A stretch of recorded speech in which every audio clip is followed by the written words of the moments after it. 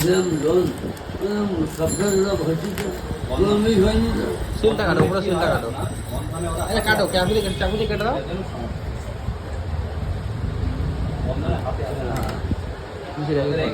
রাখো।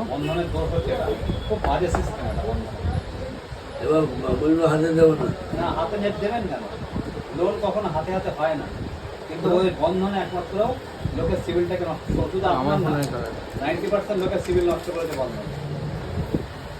আমি বলেছি তো। পেটো পাড়ায় না, আমরা বলে বলে মানুষ শুনতে গেছে এখন, বুঝতে পেরেছেন এরকম ব্যাপার আছে। না আমি দিয়েছি ভাই, হ্যাঁ হাতের দিয়ে বেরিয়ে পড়ে জমা হয়ে গেছে।